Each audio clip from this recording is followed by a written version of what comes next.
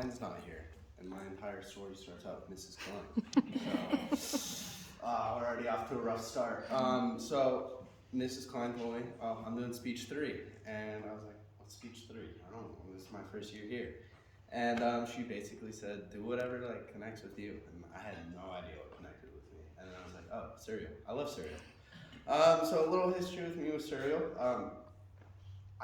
I love it. I don't know. It was my favorite food growing up. I remember waking up early on Saturday mornings, make me a big bowl of cereal, and then just watching cartoons, YouTube, usually like Ben 10 or Sonic X, something like that.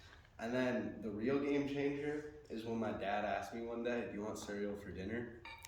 Well, that was a game changer because I didn't think he could have breakfast for dinner. I was like, breakfast for dinner? That's not a thing. I had it.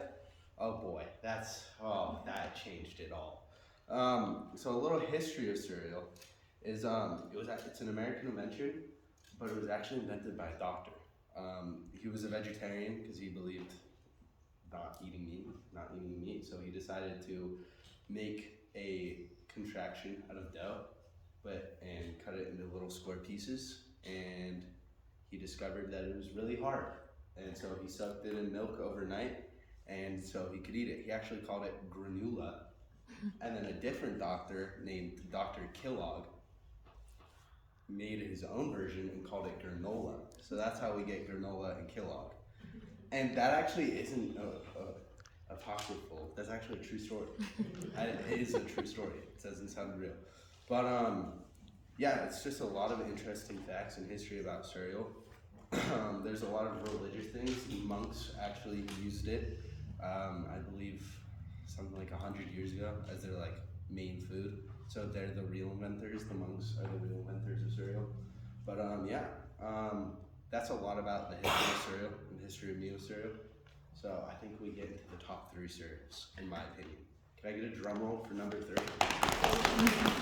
Number 3, we got Reese's Puffs. I have no connection with Reese's Puffs. I just think it's really good. I don't know. I'm not a big chocolate guy, but something about Reese's Puffs is really good. Yeah, I don't know. The other 2, I have more connection with it. Okay, number 2.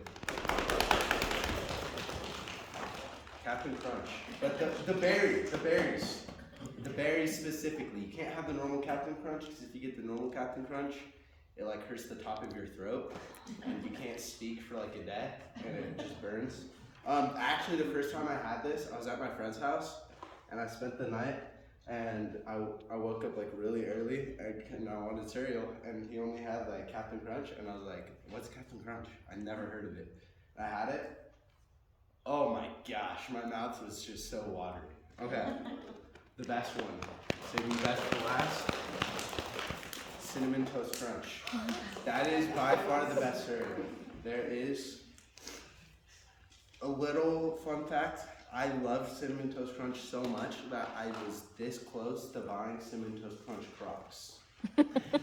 And that was another story for another time. My mom convinced me that I would look like an idiot if I got Cinnamon Toast Crunch Crocs.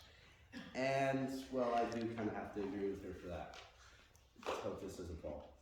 Yeah, it's gonna fall. So yeah, I don't know, I have such a deep connection with cereal, and I had no idea why I picked cereal. It's just the first thing that popped in my mind, so thank you.